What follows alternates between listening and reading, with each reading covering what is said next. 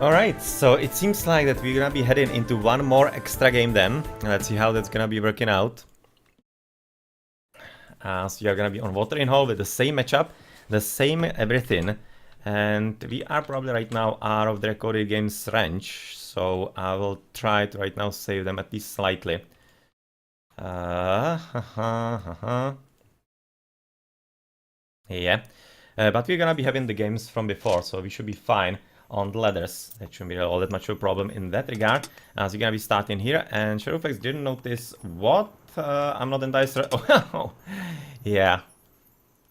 The classical age didn't notice that he didn't have everything ready for the Norse and everything. So let's see. Let's see if this time is gonna be making some kind of difference. If he's gonna be losing again, then it's gonna be quite nice. Yeah, definitely. Because of Joe's start, he definitely would have wanted to save. So, yep, he definitely thought that it would be lost. And to be honest, I thought as well. It was kind of obvious. Because Shadowfax was all over him and everything was going really badly for Shadowfax, or rather for Joe in there. So right now he does a quite nice gold. You can see even one extra gold mine inside his base. Whereas for the opponent, it's not that great so far. And not so great so far, but we definitely will be expecting he's gonna be having some gold mine nearby. Yeah, he definitely has on the right. And looking at the water being spawned in this way, then that is definitely gonna be resulting into being cut off, and it is definitely gonna be quite helpful to keeping this gold safe, as you will need to just wall about there. And maybe it's still not gonna be that easy, because it seems like that the middle of the map is gonna be wide open right now. This obelisk is gonna be letting us slightly better know what's going to happen there. Come on. Come on. Continue building. And there we go. Yep, there's gonna be one extra gold mine, but pretty big lane right into Joe's base. He will have to do a lot of walling here about there. Maybe a bit more to the top side, and there's gonna be really a lot of walls needed for him. But he's probably gonna be having plenty of gold in there as well. You can see even one extra reasonably close by to the top TC. He's having also elephants here, and it's gonna be also curious to see if maybe there's gonna be attempt to maybe go through for Shadowfax. He's already scouting on the left side, discovering more of the gold mines, and also on top of that, more elephants as well, even gazelle. So this is a pretty good spot for him. He's just gonna be waiting to see if this Ulsak is gonna be discovering maybe a path all the way to the top side next to the enemy there. Because if yes, then he could be maybe they're basically doing the same what he did in the last game and abuse him to no end. And this is gonna be another choke point, of course, right next to the front TC, which kinda seems to be maybe slightly Joe's, even though it's probably gonna be another TC about here. So they can like kinda throw a dice what it's going to be, as Joe is right now gonna be unhappy about the map. But why exactly? I'm not entirely certain. He does have quite nice goal there. Yes. But he probably right now doesn't know where the extra TC is. I think it's gonna be really somewhere to the bottom. But yeah, well, hunt far away from Shadowfax, really. It seems that it actually might be true. He does have the hippos at the backside, so yeah, he does have at least something. But otherwise, the elephants are quite into the middle, so it might be still fine, because of course he's against an Egyptian, and the Egyptian should yet again be coming into the faster heroic age as usual. Oh, and it's gonna be connected here. Okay. So actually this is gonna be possible for Shadowfax to use, as he did in the last game. So definitely will be a possibility, which is nice to see, because it's gonna be meaning that the map is gonna be reasonably open, and yeah, just basically nicely open for raid and everything. Even 3 elephants there, really? So maybe there's gonna be even a 4th hidden somewhere close by. As yep, just now Joe discovering that he will need to do a whole lot of walling in there, and he's gonna be needing to wall really all around. And this is definitely a map that he didn't really want to have as far as the walling required, because it's really gonna be difficult, and he already has to be working on that right now. Basically, this is more of a tactical walling, as I thinking there's gonna be passage even here. Yeah, definitely is. There definitely is somewhere here a passage through, and it's gonna be really getting quite increasingly difficult, and there are gonna be plenty of opportunities for Shadowfax how to raid this opponent. He's already 20% into Freya. It's gonna be advanced like 440, something like that, 430 maybe. Well, a bit later. 440 rather, as temple is just now being dropped for Joe, and he will really need to invest into walling quite a bit more, because at this point he's kinda wide open, and it's gonna be very easy for his opponent to somehow attack him. So yeah, you already see as he's switching into the hippos to the top side, and dropping right now the monument so that he can protect himself against a kind of god powers. But like forest fire is not gonna be happening here at all, obviously, but maybe a bit later something else might. To be honest, I don't exactly know what. Yeah, there's nothing that actually he could be using in the enemy base. As far as actually he is going. He right now needs to temple a bit faster because he unfortunately mismanages economy, it seems like. And even the monumental soldiers at 593 hit points will have to wait for a bit later to be finished there. So there we go with a bit more wall-in, definitely absolutely needed. Because right now with Freya coming forward at 450, and that is gonna be the time when Shadowfax is gonna be coming forward for a bit more radiant. He already is with the Hersir Thrine Axe Eater with one of the Ozarks, and this army might not be exactly strong enough. And Joe is yet again a bit too late. A bit too late actually at this point to finish with all of these wallings. But otherwise on the left side we are gonna be looking probably at more prolonged walling. But yet again, this is really gonna be hard. Hard map for Joe, and definitely one going for so far Shadowfax. But so was the first game. That was also going for Shadowfax rather well, and it still didn't work out in the end. As here we go, right battle, but that should be really fought exactly as it is, because there's definitely a valid opportunity, and it's slightly unfortunate, of course, for Joe right now, that he cannot count with the extra mythical unit that he might be getting a bit later when he advances into the classical age. Coming for Bust, that's gonna be advanced quite late, but of course with faster heroic it doesn't matter a whole lot. It doesn't matter a whole lot, but unfortunately he's not gonna be finishing with the wall in, and it's gonna be very hard for him to kinda stay alive there, because he will want to be sticking. He will want to be sticking to this part of the map with the elephants, but otherwise, I don't exactly see how easy that could be for him, because he could be switching maybe into the cranes in the middle, but maybe the gold, it's not all that great. Oh, there is another gold mine to the top side though, right next to his base. This is actually very important. It might be helping him quite immensely. He has discovered just a bit earlier. But at this point the horse is coming forward, and only now, being dropped into the classical age, it's gonna be getting really increasingly difficult. And this is gonna be a huge all-in from Joe, because if he cannot defend long enough, with the priests and everything, he's not even dropping the barracks here. He is gonna be hard-pressed to even advance into the heroic age, and get even the ancestors to help him in the early defense. So it's gonna be quite difficult for him. And very good game so far for Shadowfax going forward. But to be honest, I don't think this is gonna be really decided by any kind of hotkeys, but rather how the map spawned, and how Joe, to be honest, was kinda slow to react to how it is. Yeah, with how it spawned, he should have walled a whole lot before. And should have been prepared for it a whole lot more, as right now he even invested into the Sphinx, which is a quite nice idea. He did finish with the second monument, didn't forget about it, and might have actually wanted to build a few more, because if he did, then that seems like pretty much the correct unit to help him defend in the early stage of the game. Still, Hunters being on plenty of big animals, and dangerous animals on the right side, as the army is right now falling back for Shadowfax so that he can get a few reinforcements. And is he gonna be? Yep, he definitely is coming already into Bragi, 38% at about now, whereas Joe is still not advancing, so this is even gonna be faster heroic for Shadowfax than for Joe. So what exactly is gonna be the plan? That is right now fully up in the air, because I'm not entirely certain what the plan is gonna be really at this point. As Joe might be wanting to keep himself somewhere to the left side, probably dropping a Migdol right next to his gold mine, I would be expecting. It might be the plan for him, but it could also be quite easily stopped by of course, Shadowfax's army, and of course much more importantly, these flaming weapons on top of that.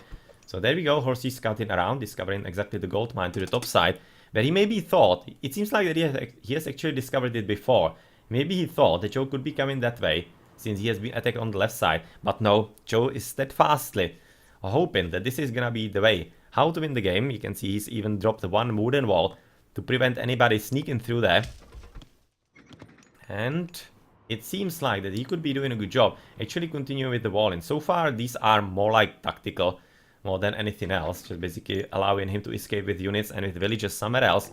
But he really should be taking a bit more care about the walling on the left side, because without this long wall, even though it's quite expensive, he might be quite wide open to any kind of abuse that is gonna be coming from his opponent. So, Nephthys already there. It's gonna be very late advanced at about 9 minutes, even a minute later than last time around. So Migdol is coming about here, it seems like, so that he can defend the choke points. Kinda makes sense. Kinda makes sense at this point, but I'm also kinda curious why Shadowfax is playing so passively. Right now having medium raiders. Oh, somebody is going out. Okay, he's having plenty of villages. I think he's gonna get away with it. He also has ancestors, so he's definitely gonna be building it. But question is if he's gonna be needing them. I don't think so. Because Shadowfax is playing this like kinda inexplicably passively, to be honest. I really don't understand why he's playing so passive. Unless he's playing like fast Ragnarok or some kind of nonsense like that. Getting the second TC, getting the economy going. Because I'm really right now thinking that he's underestimating in what kind of position Joe is. Joe is in a very hard position right now, or at least was. Right now he's in kind of fine position, especially if he can get the TC sometime soon.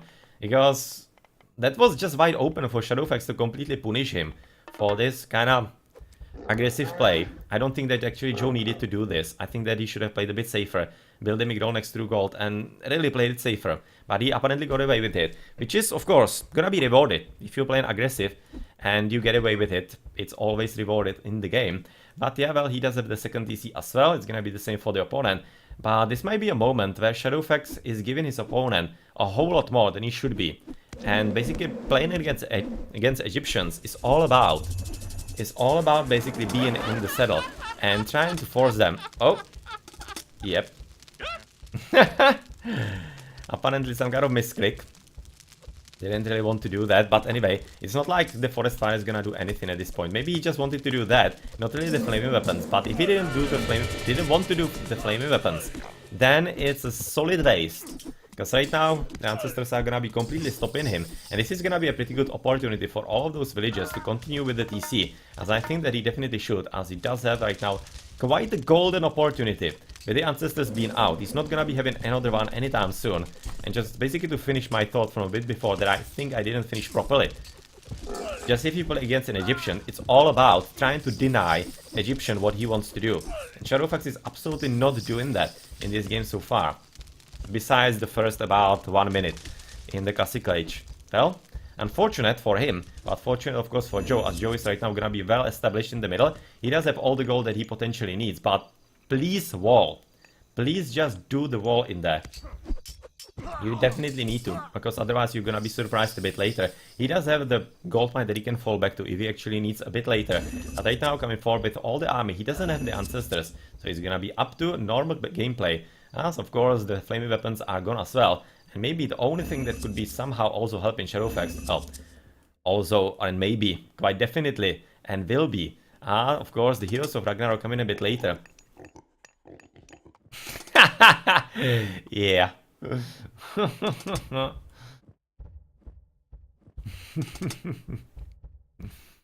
Joe just having a bit of a fun on his account. I can kinda understand that. Based on what we have seen before. Yeah, well, there we go. No hotkeys in there. Apparently claimed by Shadowfax. Kinda normal. Can be a misclick, but it's kind of weird misclick. But anyway, it's gonna be of course helping Joe, who's right now pushing forward. It's gonna be one piggy sending a few of those elephants flying. But with plenty of priests and the pharaoh there as well, it's gonna be resulting in his death quite soon, as the army is quite strong. Gonna be probably trying to push forward into the base, but he should be coming a bit more through the middle, as he's gonna be even housing the Norse opponent, which is of course, as I often repeat, quite a big problem. Quite a big problem very soon indeed, as he needs to use the soldiers from battle to basically build the buildings and help himself get back on his feet, and that is basically double punishment for the Norse player. So don't be afraid to try and house your opponent. So they just come in for a bit of a bleed fight against the Jarls, with the elephant helping that, as Joe is trying to get the 30C in the middle, which is definitely correct timing for him right now to do so, as one of those siege towers is gonna be dying fairly quickly, but not right now, because he of course doesn't have the ability to shoot right behind himself or other below himself, even though they are like 2 kilometers away in the graphics from the Migdol, or rather from the hill fort. They cannot shoot at it, and right now it's gone. And with the attack being really strong indeed, it's gonna be probably another resign for Shadowfax. And here we go with the misclick about 5 flaming weapons going in, but it's a GG. And Joe is basically confirming his domination even after very tough start. Very tough start again. Shadowfax just cannot follow through, and I really cannot right now explain why Shadowfax didn't attack him a whole lot more. He was just wasting time with horses next to this TC and next to the hunt, and not raiding Joe at all. He just could have completely stopped this Migdol, absolutely, certainly. I really cannot understand why that didn't happen, because he started aggressively well. He knows how to play aggressive, but he just was waiting for some, I don't know for what.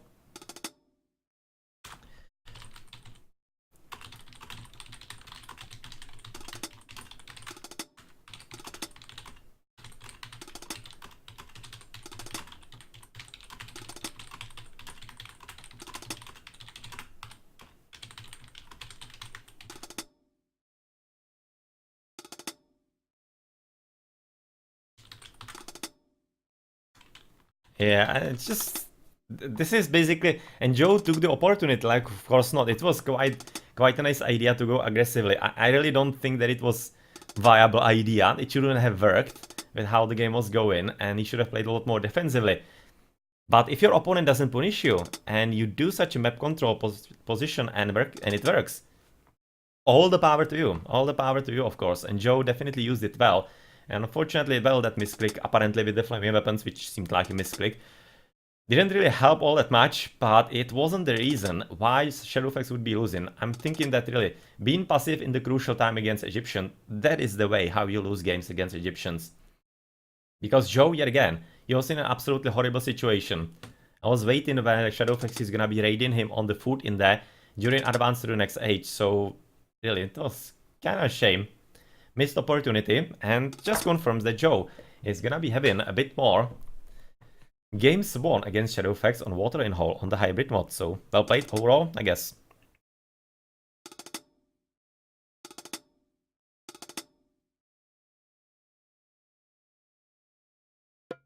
Let's check into the post game, continue watching what actually chat is gonna be written by the players.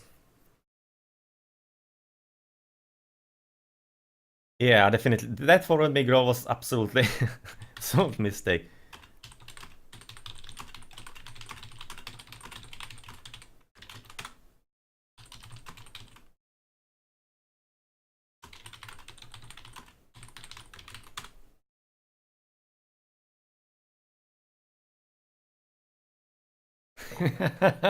It's yeah, definitely balls of steel right there. Well, it paid off. It paid off, luckily for him. Shouldn't have, but it did.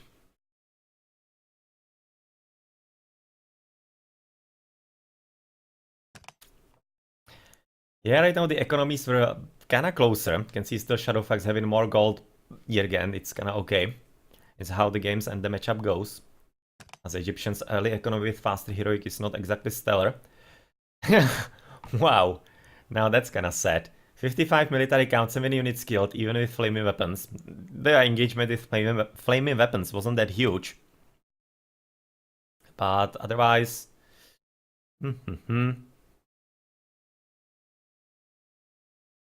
Still.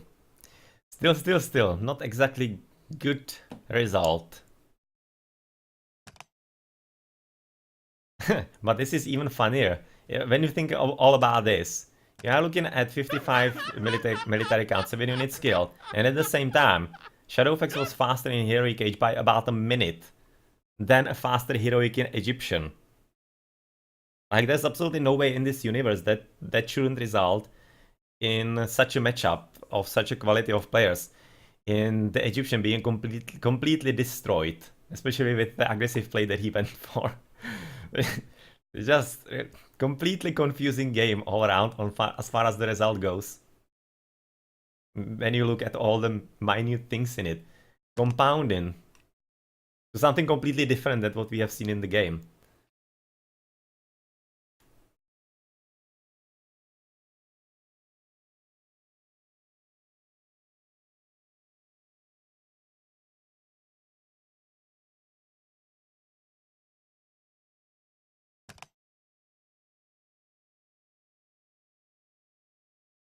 No. The flaming weapons weren't the problem.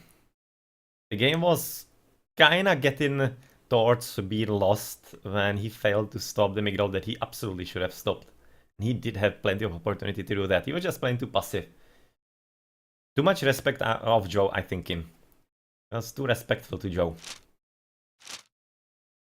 British gentleman against another British gentleman.